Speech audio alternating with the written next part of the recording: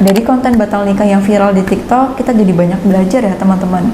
Terutama belajar tentang manipulatif.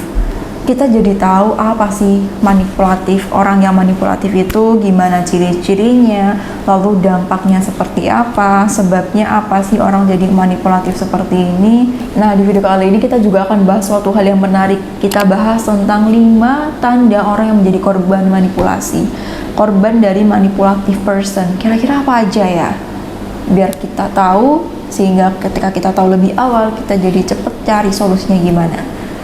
Tonton video ini sampai akhir bersama aku, Devi Puspita. Dalam hal ini, orang yang manipulatif itu tahu titik lemahmu di mana, sehingga ini dia jadikan alasan untuk memanfaatkan situasi, untuk memanfaatkan kamu, sehingga seringkali kamu disalahkan pada suatu kondisi yang bahkan kamu tidak melakukan kesalahan apa-apa. Pernah kamu mengalaminya? Kamu ngerasa nggak ngelakuin apa-apa, tapi ada tuh temen kamu yang suka nyalain kamu. Karena ini kebiasaan, sehingga ketika terjadi suatu hal, kamu yang ngerasa bersalah sendiri, padahal itu tidak ada sangkut pautnya sama diri kamu. Aduh, ini gara-gara aku deh, kayaknya aku yang salah deh. Kalau aku nggak kayak seperti ini, pasti tidak akan jadi seperti itu. Atau dalam hubungan biasanya. Pernahkah kamu mengalaminya ketika ada pertengkaran dalam hubungan kamu dengan pasangan kamu? Kamu yang pertama kali merasa bersalah atas kesalahan yang bahkan tidak kamu lakukan. Coba deh cek, apakah seringkali pasangan kamu menyalah-nyalahkan kamu dan memanipulasi kamu? Dia tahu titik lemahmu di mana sehingga dia seringkali menyerang itu untuk memanfaatkan keadaan. Coba cek. Dan bukan hanya itu, dalam situasi ini kadangkala orang yang manipulatif ini, dia itu membawa pihak lain untuk berada di pihaknya, sehingga kamu semakin merasa bersalah dengan itu. Misalnya nih, ada orang atau ada teman yang gak suka sama kamu, dia tuh tidak pernah menunjukkan emosi negatifnya ke kamu, tapi dia sebarin hal-hal fitnah atau hal yang buruk tentang diri kamu ke orang lain, biar orang lain tuh benci juga sama kamu. Sehingga ada tuh beberapa orang yang berada di pihaknya untuk tidak suka juga ke kamu. Sehingga akhirnya apa? Kamu semakin merasa bersalah atas kesalahan yang bahkan tidak kamu lakukan. Dan catatan lagi, sama dia itu bukannya bikin kamu happy, tapi kamu seringkali merasa lelah secara emosional. Kamu gak ngapa-ngapain, tapi kamu capek. Kemudian kedua, kamu selalu merasa dihakimi. Di berbagai macam situasi, kamu selalu merasa ada yang ngawasin kamu. Kamu selalu merasa, aduh, kalau misalnya aku seperti ini, kira-kira dia marah gak ya sama aku? Dia kecewa gak ya sama aku? Karena apa yang terjadi? Kamu seringkali dikritik. Bukan dikritik, kalau dikritik itu sifatnya membangun ya. Tapi sifatnya dia itu ketika memberitahu adalah menggurui. Jadi dia merasa lebih tahu segalanya daripada kamu, sehingga apa yang terjadi, kamu merasa dia overpower, kamu merasa dia itu superior. Jadi gambaran situasinya itu seperti ini.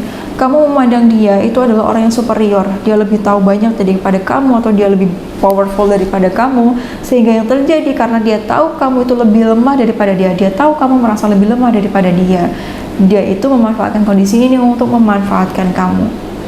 Sehingga ketika kamu melakukan A, I, U, E, O itu bukan berdasarkan apa yang kamu butuhkan, tapi berdasarkan apa kebutuhannya, karena kamu takut dihakimi sama dia.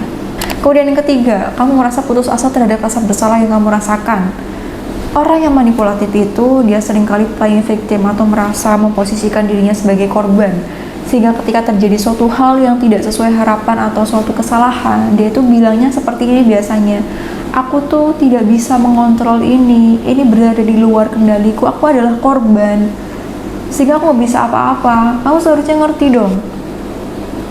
Nah, apa yang terjadi? Kamu jadi merasa bersalah dan kasihan sama dia. Dia tahu ini jadi celah kamu, sehingga ini diulangi terus sebagai senjata dia untuk memanfaatkan kamu. Pernahkah kamu mengalami ini di lingkungan pertemanan atau dalam hubungan percintaan mungkin? Misalnya dalam hubungan percintaan kayak gimana?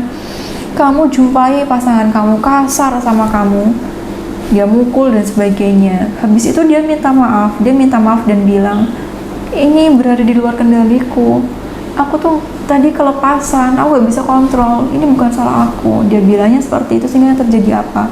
Kamu merasa bersalah sendiri. Aduh iya ya, seharusnya aku tuh gak bikin dia marah sehingga dia kehilangan kendali seperti itu. Enggak teman-teman, itu adalah sebuah trik yang dia lakukan agar kamu bisa dimanfaatkan. Kemudian yang kelima, kamu seringkali membandingkan diri kamu dengan orang lain. Dalam kondisi ini itu berasal dari ketika kamu bersama dengan orang manipulatif, dia itu seringkali membandingkan diri kamu dengan orang lain, menganggap diri kamu lebih lemah, dan mewowkan orang lain, memuji-muji orang lain di depan kamu, dan bilang kalau kamu tidak cukup lebih baik daripada dia, sehingga apa yang terjadi? Kamu semakin merasa minder, kamu semakin merasa bahwa kamu tidak istimewa, kamu semakin merasa kamu tidak percaya diri, tidak cukup baik dan sebagainya, karena itu dia lakukan berulang kali. Dan ketika ini terjadi, tujuan dia sebenarnya apa? Tujuan dia adalah agar kamu itu mau berusaha untuk mendapatkan validasi dia, sehingga kamu mengusahakan apapun dan melakukan apapun agar dia suka sama kamu, agar dia menilai diri kamu lebih daripada orang yang dibanding-bandingkan sama kamu. Itu yang terjadi, teman-teman. Jadi kelima poin ini, apakah kamu mengalaminya? Apakah iya dan lebih dari satu? Jika kamu mengalaminya, apa yang harus dilakukan sekarang? Kamu bisa atau boleh banget untuk membuat sebuah batasan diri dengan orang-orang yang manipulatif, agar kamu tidak terpengaruh dengan mereka, karena pengaruh mereka ini bisa berbahaya untuk kondisi kesehatan mental kamu ataupun kehidupan kamu ke depannya. Karena bersama dengan orang manipulatif ini, serasa kayak energi kita disedot gitu ya. Jadi kita itu ngerasa capek, padahal kita nggak ngelakuin apa-apa, kita seringkali marah sama diri sendiri, kita seringkali kecewa sama diri sendiri, dan yang paling titik bahayanya adalah gaslighting, teman-teman. Kalau kamu pernah dengar, ini adalah pada posisi seseorang itu mempertanyakan tentang kenyataan. Nah, satu poin lagi aku tambahin ya, orang yang mempertanyakan kenyataan yang dihadapi. Nah, manipulatif yang dilakukan ini, yang terjadi adalah dia dibuat bertanya-tanya, aku waras gak sih sebenarnya? Aku yang salah ya dalam kondisi ini? Iya deh, kayaknya aku yang salah. Bahkan pada sampai titik dia mempertanyakan kondisi kesehatan mental dia. Yaitu tadi, aku sebenarnya sehat gak sih secara mental? Apakah aku sebenarnya ini gila gak sih?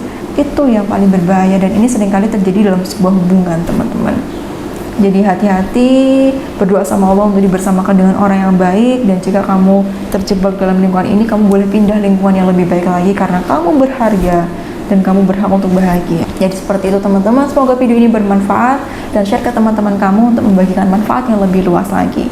Sampai jumpa di video selanjutnya bersama aku, Devi Puspita. Wassalamualaikum warahmatullahi wabarakatuh.